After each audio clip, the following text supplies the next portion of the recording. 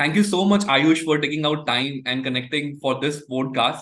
I'm very excited to know आपके काफी सारा वर्क एक्सपीरियंस जो है वो ओवरसीज कंट्रीज में है। आपने 5 अलग अलग कंट्रीज में वर्क किया है। बहुत सारे लोगों को ये ड्रीम होता है, लेकिन काफी लोगों को कंफ्यूजन होता है कि ओवरसीज जॉब करे या ना करे। करे तो फाइंड आउट कैसे करे। ड्रीम तो सबका होता है, लेकिन they are not able to figure it out कि how they can get a good job opportunity in abroad. So I will be happy if you can share your experience. Thanks, Ashish. Thanks for having me here. I think it's a pleasure to be a part of your show today, and I can share some bits from my experience if it help your community. So, I mean, thanks for asking this question. I think there are two parts to work overseas. One is, you go to overseas country for education, and you do your masters there, Mhm. and then from the university you make some networking and you make a circle which helps you find the job, right? So this is one way of finding a job overseas, certainly. But another way around is, you look for a job opportunity by staying in India itself, Mhm. and then try to focus on that opportunity. What you need to do to achieve that, right?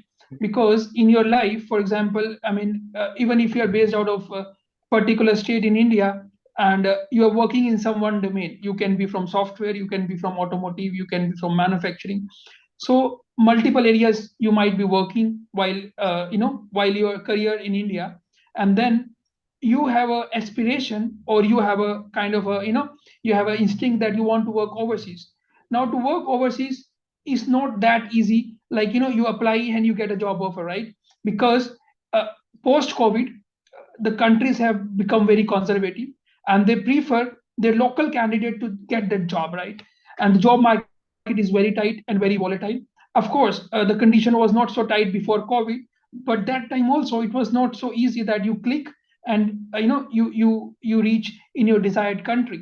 So what essentially makes the point here is that when you are working in your current situation, you need to find out what skills you would need to have that job. For example, my first work which I did was in Japan, and I used my Indian company actually gave me an opportunity to apply for that job in Japan, and I eventually landed into Japan, right? And that is how my international career started. But I have friends who came to Japan after developing some skills, because Japan, Korea, China, the most important part here is the culture difference, what you call it as cultural shock. And these three countries, if you talk about Japan, Korea, China, they have their own native language. And even if you have a great amount of skills in terms of software, manufacturing, banking, whatever, and if you cannot speak their language, you are somehow not considered that for that job opportunity. Now, the people or my close peers who have moved to Japan or any other country for that matter, the first thing they have developed is the language skill. Because if you are in a manufacturing industry and it is your dream to work in Japan, and if you don't learn the language over the years, how can you make yourself a fit for Japan, right? So the first important thing is you need to understand in that geography what kind of language people speak. If you're English speaking country, then language is not a problem, but most of the countries, they would need, even Germany needs people to speak German, right? So the first step is you make a plan. What do you want to do in next 3 4 5 years? At what point of your career you want to move overseas? It's a slow thing, it's a slow planning. It move over the years, no? And then once you have a plan ready, okay, I want to work in this country, in this geography and this particular industry, then you kind of extract the skills that are required to do that job. For example, I took an example of Japan, right? The first important skill that you would need is Japanese, no? Not the language or not the technical knowledge, but the important skill comes here is Japanese language, right? And then the second skill that comes is the know-how of that culture, right? So the know-how of culture is the most important aspect that a company would be looking at you if they have to at all choose you as a leader or kind of a manager or whatever capacity, right? Because 90% of the joint ventures, if you see, Ashish, they fail because of the cultural differences, right? So the cultural quotient, or what do you call it as cultural intelligence, is the second most important thing that one person need to develop while seeking a job opportunity overseas, because every country have their own power distance index. No? Some countries have a high power distance index and some countries have low power distance index. If you go towards Asia, the distance index is such that the male dominating societies, if you say, right, Japan, India, Korea. And when you go to a little bit on the west side, like UK and then Australia as well, the women and men walk hand in hand, right? So similarly, that cultural intelligence and the cultural quotient plays a very important role to help you achieve that. So these are the two important skills that I would say are important if somebody is seeking a job opportunity outside. And then the third comes the technical knowledge. So if you are working in a Java, Python, for example, then of course your prior knowledge of that Java or Python will certainly help you apply for a similar job in Japan, Korea, US, UK. But the first two things would always tick mark 70% of your candidature. No? So this is how I summarize how one can make himself or herself fit for a job opportunity overseas. Ashish. Very interesting, because these are the pointers that nobody talks about, and people are just running behind developing the skills and keep on applying to different opportunities. Even they land to interviews, but they do not get selected. So these are some very, I can say that these pointers are coming from the experience that you have. So very interesting. So once somebody has made a plan, okay, I want to go in this country, they start learning the language. So, what will be the right strategy, step by step method, process, I would say, to go about it? Because we cannot do something in a random fashion, because that never gives any result. So, what will be the right steps? Sure, Ashish. It's a very good question. Yeah, because if you are if your mind is running in too many directions, you will gain nothing out of that, right? So I mean, a simple framework that I always use in my life is PDCA. I think most of the people in manufacturing understand this concept, and then this concept comes very handy when you have to make planning for your career. PDCA refers to plan, do, check, act, right? So the very first important stage is planning, as we have already discussed, right? You have made a plan. Okay, I want to move to this country in next 3 years. I want to work in this particular kind of sector, and you have shortlisted your companies as well. Don't shortlist too many companies, then also you get distracted, right? And then once this planning is clear, the time frame is clear, and you know that this company has the kind of jobs that will match or that will complement your skill set, then those companies only you should shortlist as a part of your planning, right? Once you make a plan should be very crystal clear. Then comes the do. Do simply means, okay, now you have understood. For example, you want to move to Germany, for example, right? Your aspiration is to move to Germany in next 3 years. Now you know German language has multiple levels, right? To reach that business level of conversation, you have made a plan, you want to move to Germany in next 3 years. You also need to now dissect your sub activities into a particular time based milestone kind of setup. And from that you say, okay, I start with this language skill first, and in next 2 years I need to attain that business level proficiency. So this is the do part of the things. Yeah. And while you are gaining those cultural intelligence kind of stuff, you are gaining more knowledge about the language, you can now read a little bit, you can speak, you can write. Then comes the application part of it, because companies you have already shortlisted, and maybe in this time frame from the planning stage to the do stage, might be there are some more companies that have added into your list. That is fair enough. And now you go to LinkedIn, you go to Indeed, the world is open, the Google has opened up the world, you can apply anywhere, anytime, right? And then these companies, you start filtering out the jobs, and then if you find job opportunities, okay, these are the 4 or 5 jobs I can apply. Then the next do step is you have to tailor down your CV, as the gurus also recommend, because now every filtration overseas of the first round is done by AI, right? And AI captures some of the keywords that should make you the fit to that particular job. So in the do part, then you have to start your application, right? And then you have to apply, right? This is the D part of PDCA. Then comes the C part, which is check. Now, what will happen eventually is you have applied for the multiple roles. After attaining some skills, you have mentioned that in your CV also, that you can speak business level, German, and you have those C++, Java, Python skills as well, and you already have that basic knowledge. Now, and you after applying is check. Check means now after P&D, what is the result, right? Might be the case all your 5 applications get rejected, right? Might be the case after 30, 40 days, you get one interview call up, right? And let's assume a scenario where all the 5 applications that you applied to Germany has got rejected. So then comes the A part, act. Now you have to act, right? Because even after attaining some skills, if your application is getting rejected, it means you still need to attain some more skills, or the people outside, which have gotten this job are more skilled than you, right? Then you have to, again tweak your plan a bit, but you this time you don't have to start from zero, because you know the German language, you have the cultural intelligence, you have the skills. Maybe what you might need is just a 6 month kind of a little bit of executive or a kind of a master education in Germany, which makes a way for you to increase your networking, and then you land up into a job. This could be one way, or another way could be you start making network through LinkedIn or the social media, get some mentor into the place, get the mentorship. What is that one thing, by which my application is getting rejected? I meet now 90% of the criteria, still it is getting rejected. What else should I do?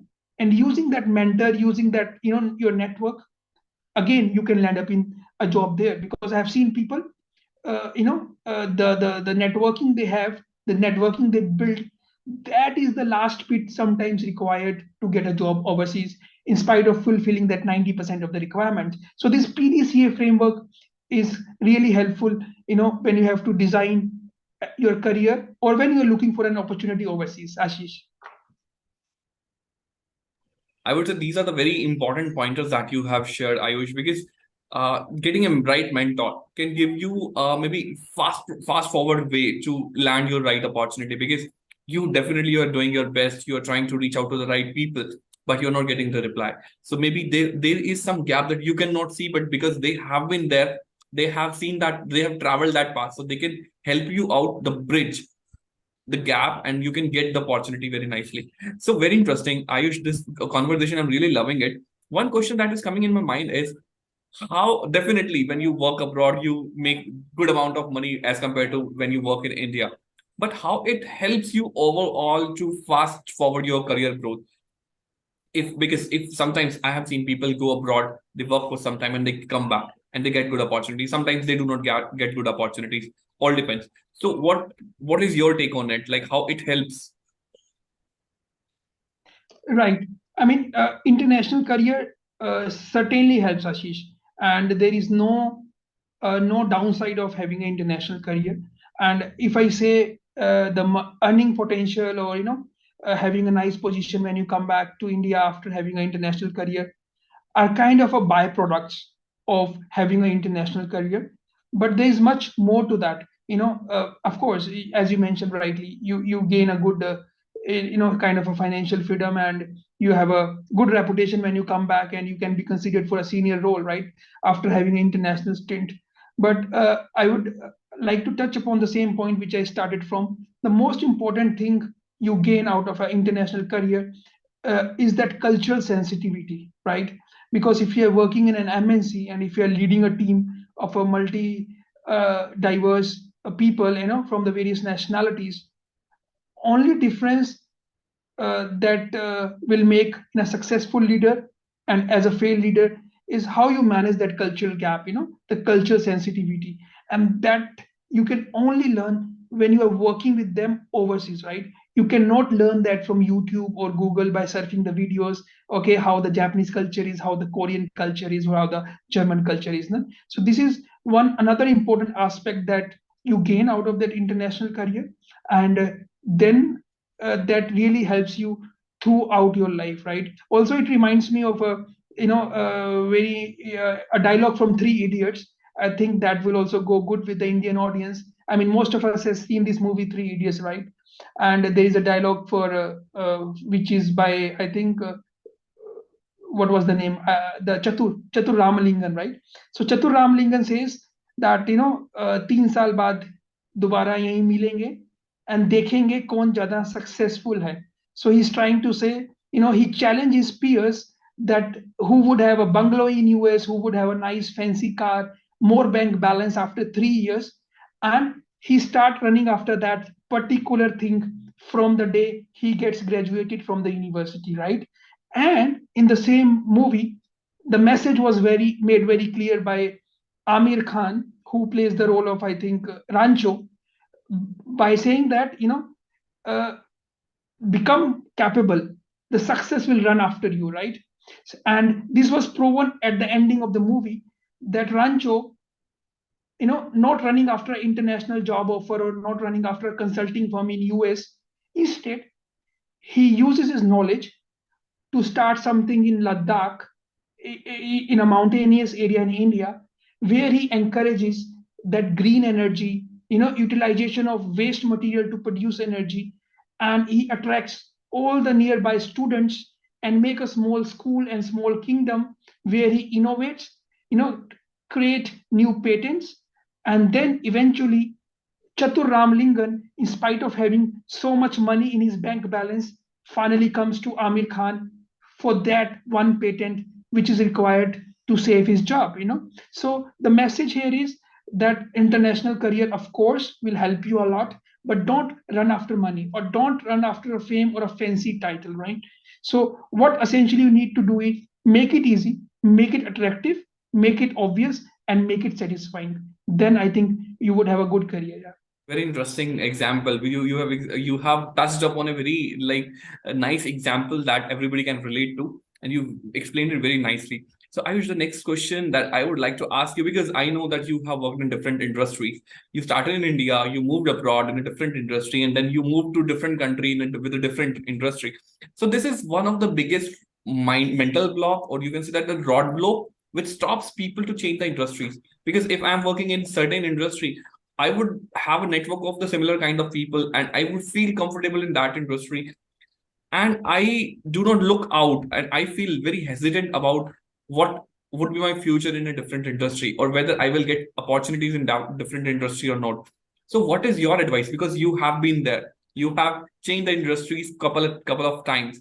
So how to switch from one industry to another industry without compromising on your paycheck, without compromising on your like uh, job security or any kind of mental stress that somebody might be feeling like they will have while changing the industry.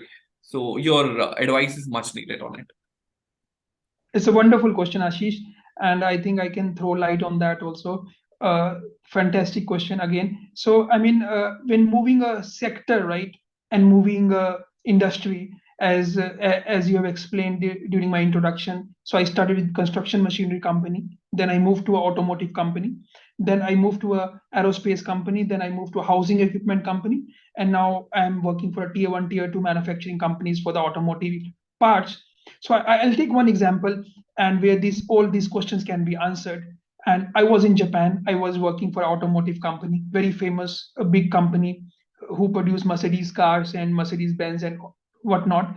And then I had that a burning sensation or burning desire in me, uh, where I wanted to work for aerospace, right?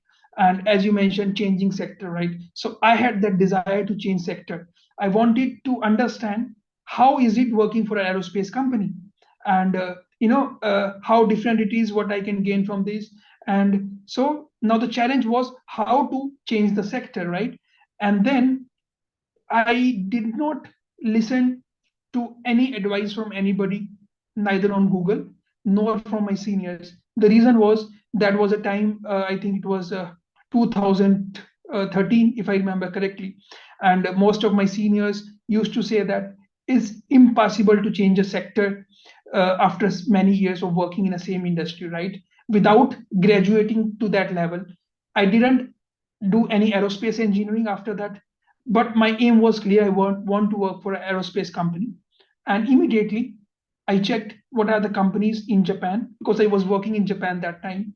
I wanted to remain in Japan. So two big companies came up in aerospace, and I targeted a very big company, which is Rolls Royce. You must have heard of it. Rolls Royce is the engine supplier of Airbus and Boeing, a very big, the largest aerospace company that is. I applied once.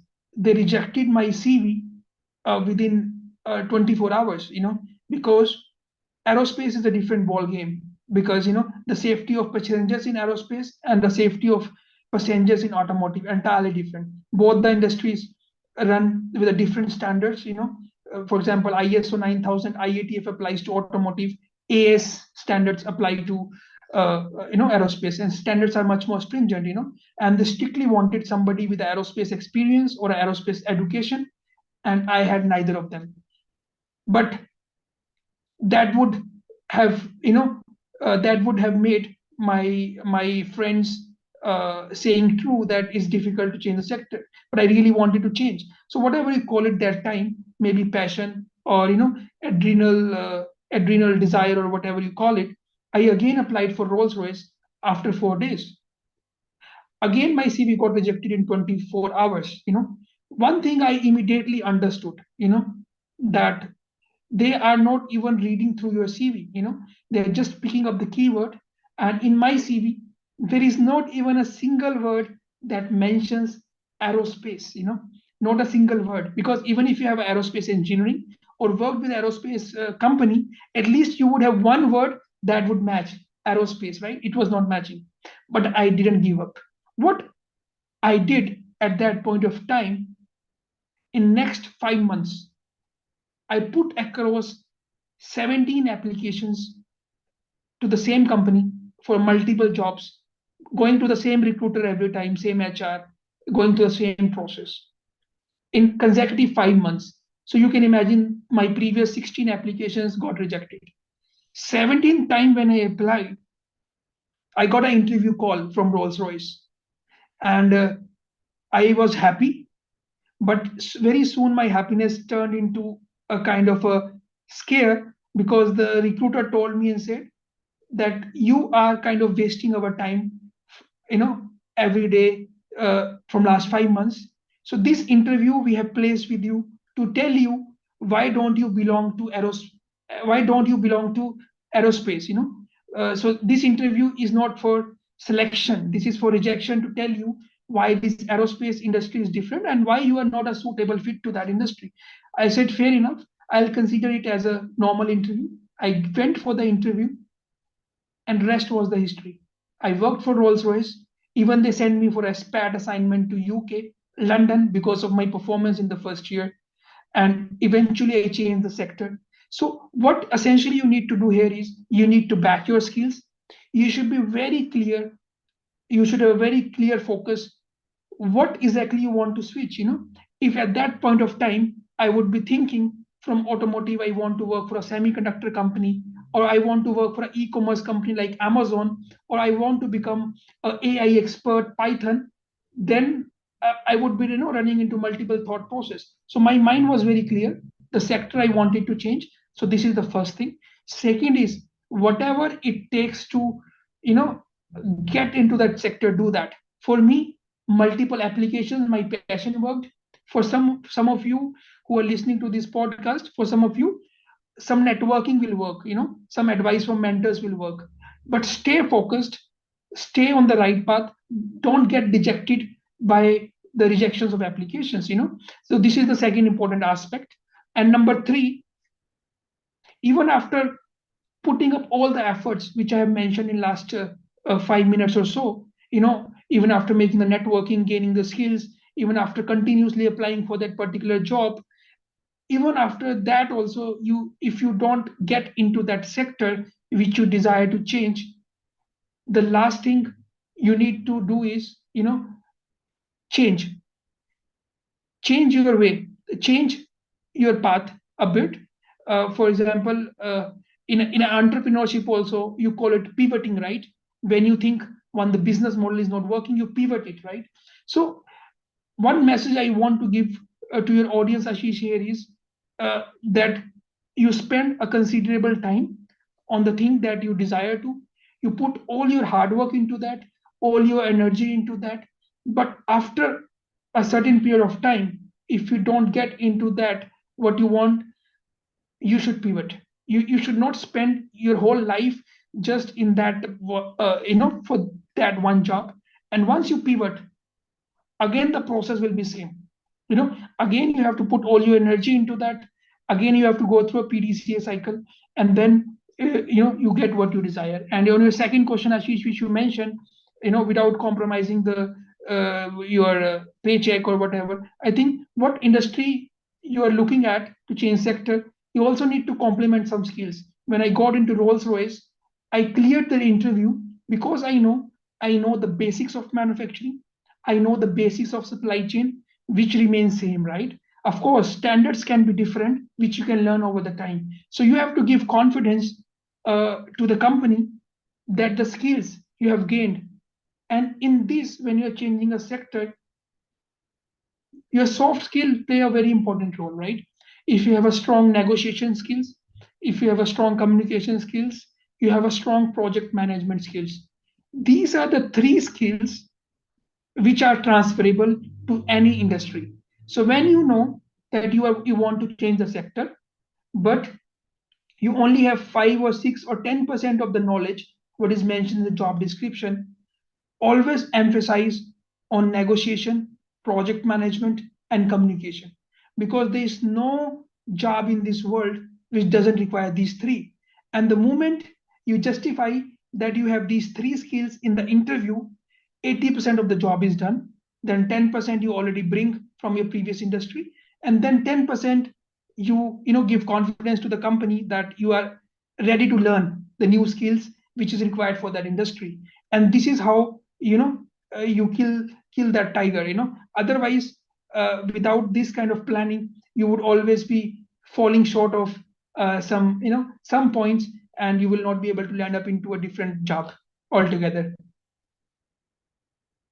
I would say very interesting. And this podcast has been one of the most interesting and most insightful podcasts, because a lot of guests come on my platform and I really respect them. They share a lot of insights, but this is the most practical advice that I have received for my audience. And I'm very much thankful for you, Ayush, because we are running out of time. I had a lot of things to ask. I had a lot of questions to ask, but I think these 30 minutes has been the best 30 minutes for any audience that who are watching this podcast, and I believe they have learned a lot of things from this interview. And I thank you on behalf of all the audience that have watched this podcast. I'm pretty sure whoever is watching will get a lot of insights and actionable insights, I would say, to take their next step, to plan, prepare, and take some action. And to all the audience, I am happy to share that I am adding the link of Ayush's profile, the LinkedIn link of Ayush's profile in the description section. So if you have anything, if you need his support, if you further need his guidance, do connect to him on LinkedIn. And I will also share a couple of comments that you will put on the podcast to him so he can answer you. And you can reach out to him anytime through LinkedIn. So he's very much open, he's very much reachable, and he's happy to help. So Ayush, I want to really thank you for taking out time and discussing and sharing all the insights, all your experience during this 30 minutes of the podcast. Thank you so much. Thank you, Ashish. I think pleasure was all mine. Thank you for being a wonderful host, and thank you for asking such a exciting questions. That made my interest even more. So thank you very much. Really, Thanks thank a you. lot for your So time. people who found it really helpful, do like, share to your friends who are looking for the opportunity to work abroad. Do not keep to yourself only. Share to your friends, because it is said that sharing is caring, and you're